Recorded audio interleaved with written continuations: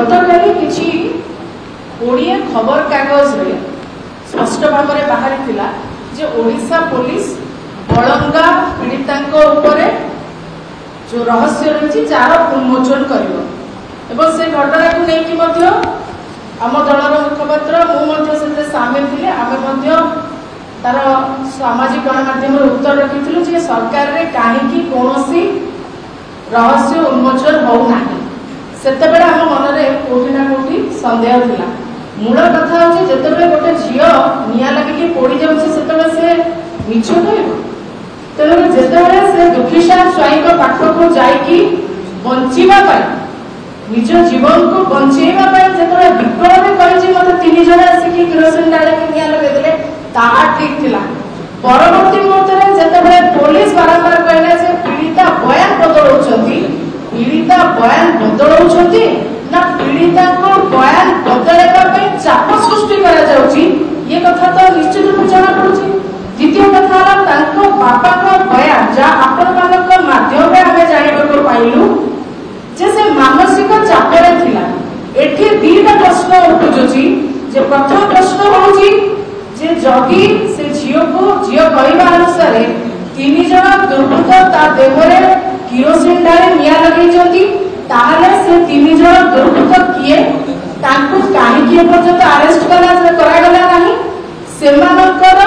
सरकारी दल बा से अंचल विधायिका उपमुख्यमंत्री सहित किसी संपर्क नहीं तो कहीं जड़े व्यक्ति फोटो वीडियो आज सामाजिक गणमाध्यम घूरी बुलुवार देखा मिलूँ। द्वितीय कथा हूँ बापा कहवा अनुसार से मानसिक चिंतार थिला जदि मानसिक चिंतार थिला ताले कौन चिंतार थिला काहे चिंतार थिला से कथा बापा एपर्यंत खुलासा कले कि जड़े झील मानसिक चिंतार अच्छी कि प्रकार चिंता अच्छी से कथा कहीं कहले तो कौटी ना कौटी आपण जदि देखिए पुलिस एक्स रे पोस्ट करिथिबा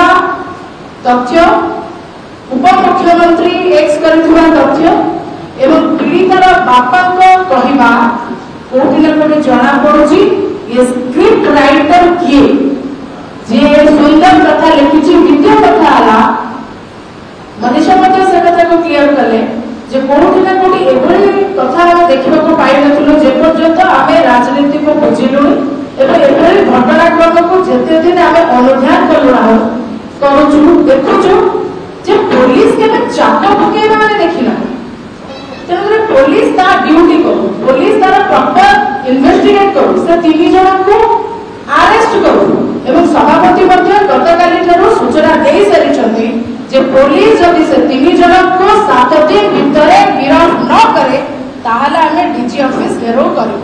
एवं से दिन जो दिन घटना घटी भार्गवी नदी कूल को नदी कटा को निजे डीजी जाइए तेणु तांकर भूमिका उपरे कौटी ना कौटी प्रश्न उठुवा स्वाभाविक कथा तेणुक जिते घोड़े भी निया को जिते घोड़े भी से लुचिब नहीं आठी कौटी ना कौटी सरकारी दल प्रशासनिक अधिकारी एवं दलर विधायिका संपृक्ति कौटी ना कौटी सन्देह घर अच्छी ए घटना उपरू से पर्यंत पर्दा उठिब जेबे पुलिस सठिक तथ्य जहाँ रेकर्ड कर सठिक भाव में लोक पाखे पहुँचेब जदि कौन तालमेल रहा ना जदि एथि भी घोटाला हुए कि किसी सन्देह उठुए ताले कांग्रेस चुप बसब नहीं नारी मानक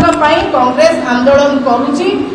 कथा आग को नब बलंगार झील से आमर झील प्रत्येक परिवार झील से ओडिशार झील ओडिशावासी ता सहित ठिया होती